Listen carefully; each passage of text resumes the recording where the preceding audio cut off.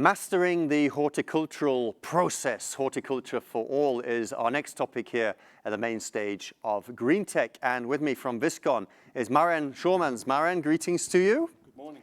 Hello, and we also have Jaap Jan Verboom from Truvalu. Hello. Did I pronounce that correctly? Truvalu. Truvalu. Yes. Excuse me. I can't read my own handwriting, but it's a pleasure to have you here. And you're representing the investor side, if you like, of entrepreneurialism when we're talking about mastering the horticultural process. But Maren, first, why do we need to master the process? I thought that, especially in the Netherlands, with all this great expert, the process is automatically mastered. Yeah, they are. And at Viscon Group, we know very well how we do that. But the question here is, how do we scale the expertise and the technology that we've developed in the Netherlands? Because we need to grow more food. We all know that. And if you make the analogy to the question of transport or mobility, the answer cannot always be a Ferrari, right? There's other solutions for other questions. So if you copy that to horticulture, I think that we've developed very nice sophisticated machinery, high-tech greenhouses, and this is the time to scale that down, to smartify it, in other words, and bring it to the whole world, to let people get acquainted to the joy and the benefits of horticulture technology. This is why you're saying horticulture for all. So the technological side of things is no longer a big issue. It seems that you're able to scale that down, and we're going to look at that solution in just a moment. But often the financing side of things, Jaap Jan, is a gap. Yeah, it is, but in this case I can say it worked. Because with Growpact we indeed smartified Dutch technology to make it work in robust environments in Africa. And within 3 years the company was break-even. We'll look at it in a minute. It's break-even, so it's market-validated, tech-proven, and now ready for scale. Good. You said we're going to look into it, and I'm very happy to have with us, all the way from Kitale in Kenya, Joshua Mugendi from Growpact. Hello, Joshua. Hi. Good to see you. You here? Good to see you too. Absolutely. Welcome to Green Tech. Thank you so much. Now, you're going to tell us a little bit about your experience with Growpact, and we would like to just understand what you've been doing. You have a couple of charts, and you need to tell us when to click, okay? So, Joshua. Okay, good. The floor is yours. Tell us all about Kitale and what you're doing there. Thank you so much. We're in Kitale, Kenya, which is we are located on the Rift Valley side of Kenya, more to the western, around the Lake Basin region. And for the last 3 years, just like Jaap Jan has said, this is actually our third year. We've been translating proven Dutch technology and knowledge in growing of horticulture products. And it's been a success. So today I'm going to be sharing with you a success story of Growpact. And at this point, I would want to request maybe the first chart, the image number 1, can be zoomed. Let's do that. So Growpact is born as a result of a not so good start, but with a curiosity to do things in a smart way, in a better way, to have a great start of growing horticultural produce. What you can see is the conventional way and how farmers do it in Africa, in developing countries and worlds like Kenya. We have conventional nurseries, as you can see, sometimes looking good from far, but far from good. And this is a bad start that most of our farmers have. For example, in my country like Kenya, where close to over 70% of the farmers are smallholder farmers, they will have such kind of seed beds that you've seen, with poor quality seedlings for horticulture, and that's where they start. And our journey as Growpact, as an entrepreneur, together with my wife Mercy, started way back in 2015. And we encountered and we met Viscon, Netherlands, and they had this concept of Growpact toolboxes, where you have a solution for growing young seedlings. So in 2017, we got the toolbox. You can see in the image number 2 that is focused on your screen. We got the toolboxes. I would request you to go back to that image again. I want to talk a little bit about the journey on that image, please. So we got 2 40-foot containers all the way from Rotterdam in Netherlands and they came all the way to the western part of Kenya. We offloaded them. We did the groundbreaking, and we had beautiful greenhouses. But that does not stop with, does not end there. That we had good, beautiful greenhouses in 2 beautiful green containers. We go to the third image, please, if you don't mind. And from this the next toolbox, one, the third one. The next one, please. Yeah.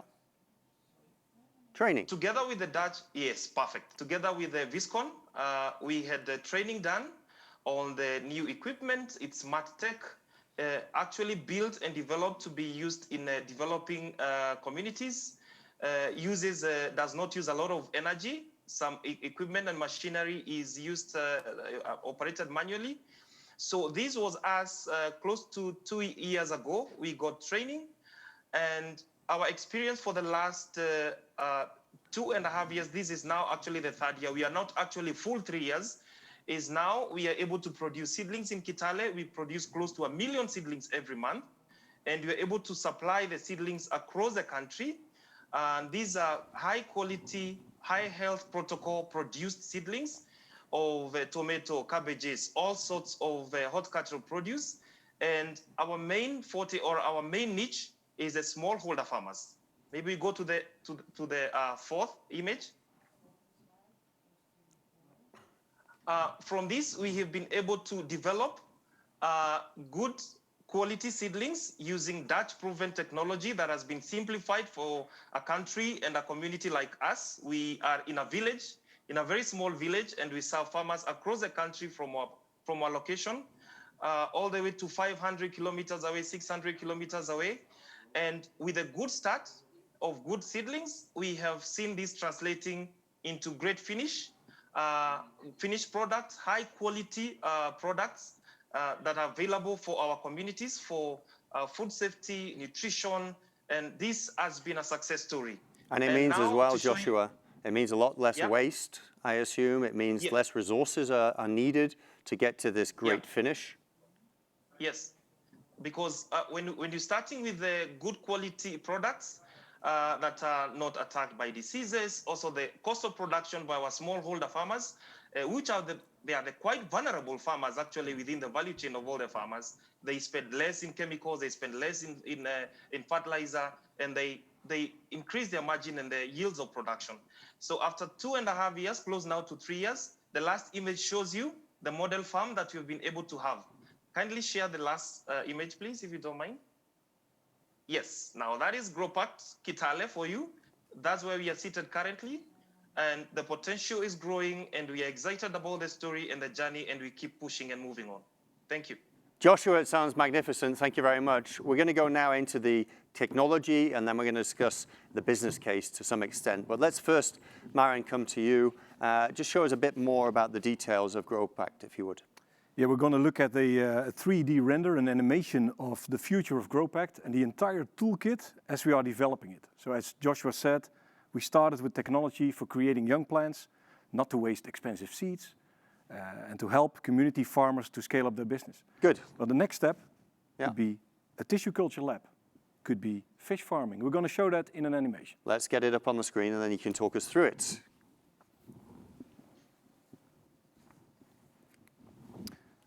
You should see so there it was, here, Maren. yeah, thank you very much. Maren, you can see it here. Yeah.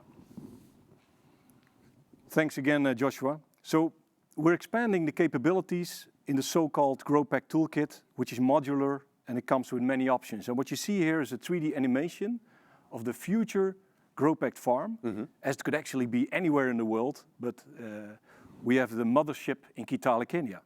So here you see some buildings. Buildings are for a shop, so people from the area can buy young plants and vegetables, offices, of course a training room, very important to teach people how to grow a proper crop.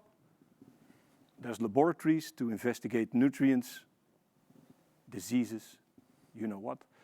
And of course a canteen where people can get together and enjoy the nice and healthy food. So at number 1 you see a double container with a roof, and that is the nursery. So in the containers you'll see germination rooms, you see equipment for fertilization, for storage of seeds, substrates, vermiculite, all the things you need to grow young plants. And below the shelter, people are working to put seeds in trays, get them germinated. Actually, the process is not so different from what you see in, for example, the Netherlands or North America. Yeah. It's just downscaled and simplified and smartified, I must say. In the pictures, you see the actual situation. So the sowing machine is a very robust one, but it ensures that people get very high percentages of success from the seeds they buy. Mm-hmm. So after the nursery, the seeds go into the greenhouses, which are plastic greenhouses, obviously, because that is the solution that fits to this environment. And here's where the plants grow up to be young plants sold to the growers in the area. All kinds of varieties. You see leeks, cabbages, tomatoes, herbs, anything you can imagine, anything that grows in Kenya is produced in Growpact Kitale. You were talking about smartification. Are you going to come to that and just say what that means exactly? What it means is that you make tools that don't need electricity, that are not expensive, so low investment, things that people can easily use. But we're not the only ones developing it, because we also use partners that bring seeds, substrates, and all kinds of things that you need to grow young plants. This one is interesting, Andrew. It's something we're building right now. It's a containerized tissue culture lab. Yeah. And in this laboratory, it's going to be the first one of many we're going to put in the world. You can grow up to 1 million young banana plants, or 3.5 million sugarcane plants, or papaya, or blueberries, or whatever you want. In 1,000 square meters, was it, I saw there? Yeah, it's less than that, actually. Okay. It's three shipping containers. Uh-huh. And we did that in collaboration with a Brazilian partner, SBW do Brazil. They've developed this method. And we're going to bring this method to Growpact Kitale, so they can supply all the growers with fantastic, healthy banana plants, for example. Marvelous, marvelous. And it's not just propagation. What you see here is production of vegetables and fruits, which takes place in these nice side-vented plastic greenhouses. And also insect production, the black soldier fly. At Viscon Group, we automate the biggest factories for black soldier fly larvae in the world. It's going to be a huge development at this moment. You could create a high-value source of proteins for example, fish, for aquaponics, or for chickens, and in the future also for human nutrition, human food. Here you see a smartified version of the hydroponic system that we're going to talk about at 5 o'clock today at Green Tech on the main stage. And Joshua's growing lettuce, and that is supplied to the local supermarket, to Carrefour. So there's a whole variety of things that are on display, not just on display, but they're actually scalable, profitable, and ready to bring to the rest of the world. It's an entire solution provided as well, turnkey, but highly simplified or smartified, as you called it, so everybody can be very self-sufficient and not depend on very sophisticated, perhaps, breakable systems which could cause problem in the operations. Excellent. Yes. Good. Thank you. Good. Let me, before we talk about the business case, Joshua, are you still on the line? Can you hear us okay? Yes, very clear. Does this look exciting to you? It's very exciting to me. I started this work over 2 years ago now, and every time working together with Viscon, to be specific, and also with Truvalu, it's been very exciting, and to see what's coming in, the need for bananas in Kenya, tissue culture banana, the big demand and need for fish in Kenya today, with an annual demand of close to 500 metric tons. 500, I think it's about 5,000 metric tons against our production of 350. So that's also very interesting moving into the future. So this is very exciting for us, and I'm quite optimistic, and I can't wait. Okay, Joshua, thank you. That excitement is hopefully shared as well on the economic side of things, is it not, Jaap Jan? And we have two further guests as well, Martien and Joost, and if you wouldn't mind including them in your discussion, but I would appreciate it if you would introduce them to us as well. They're joining us here from Zoom land, if you like. Before we get there, I do have a question from the audience, so this is relevant to what we just talked about right now, from Wim Roosen. This is a very interesting vision of Viscon, Maren, and the question is, what would be the optimal size of this setup, and with how many staff will it be employed, and is it really basically back to family farming? In a way it is, but it could come in all sorts of varieties. It doesn't have to be family farming. I think Joshua, you may be able to elaborate a little bit on this. What is the perfect size for you? Can we go back to Joshua, please? Yes. Well, in terms of the size of the land and where we are seated right now is close to 4 acres piece of land with enough space to upscale and the installations that are coming.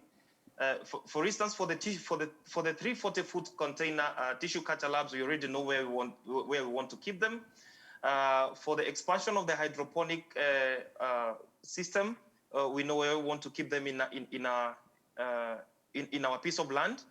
I think this is a very smart solution for the African countries, and especially for Kenya, where land also is a very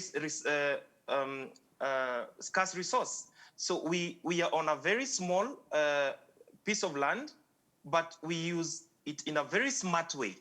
How many people, Joshua? How many staff do you have on your 4 acres? Currently, we have 22. Yeah. 22 staff in our piece of land. Marvelous. Yes. Thank you, Joshua. Yeah. Good. I hope that answers the question, Wim. Jaap Jan, before we have another question maybe coming in, let's go to the economic case. Yeah, thanks. Well, for us, this is in a way the Play Store of smartified horti-tech for emerging economies, right? So we take a solution, smartify it, and make it applicable in the robust environment of Africa or other emerging economies. And we've proven that works with the nursery. We can take the next solutions, the tissue culture, the hydroponics, and etc., and do the same. It's, as I said, tech proven, but also market validated. It's break even within 3 years, and now ready to either scale in Kenya or replicate to any other similar, so to say, environment as we have in Kitale. So as an investor, it's nice to take proven technologies and be able to apply them on scale in other areas. It's quite an obvious business case. That's exactly the case indeed, and we are proud that within the 3 years we've reached this point of break even. And so we were a very early investor, but we are now ready to also onboard other investors and basically go with us and scale and replicate with us. Good. Okay. Now, Martien de Jong from Delphi and Joost Staphos from RVO are with us. How would you like to include them in our discussion? Yeah, Joost, I invited you to come with us because it would be nice to also hear your view from your perspective as RVO on this. Okay, thank you very much, Jaap Jan and Andrew. First of all, my line of thinking from RVO is very much related to the investment fund that we run, the Dutch Good Growth Fund. And mainly we try to invest where commercial banks are very reluctant to when investing in Africa. I would especially be interested in the specifics of the business model. How are revenues being generated in this model? So products, seedlings, or whatever are being sold to whom, by whom, and how are revenues coming in, and where are revenues coming in? If you could clarify on that bit. For Joshua? Yes. Would you like to answer the question? Yes, I can answer that question. So the revenues are basically coming in at the moment from 3 sources. And one of the sources is a sale of the seedlings, the propagation of the seedlings. This is where farmers will place their orders in what they want to plant. And we have a sowing plan for most of our farmers. The second avenue of the revenue is in the technical support and the, what would I call, the extension services to our farmers. And also the third source of revenue is in the sale of the produce. Maren previously mentioned that we supply ready products like lettuce and other vegetables. So also that is the revenue stream, that the three major revenue streams that we get. There's another fourth revenue stream that is very potential, and it's upcoming, and Maren alluded to that, is in the supply of the farm inputs and supplies. Chemicals, fertilizers, tools, hardware, all that. It's a big growing demand for small-scale farmers, especially here. So, Joost, that sounds like a bankable solution.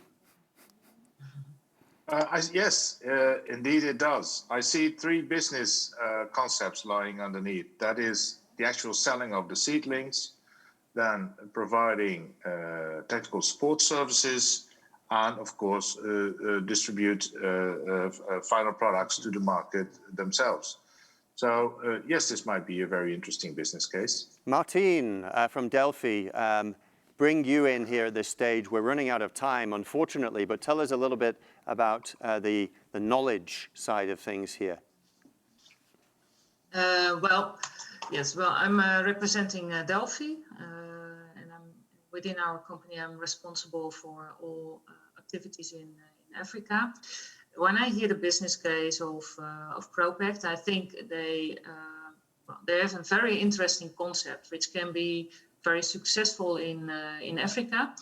However, I'm also very curious to hear from Joshua or from one of the others, is about the focus on small-scale farmers.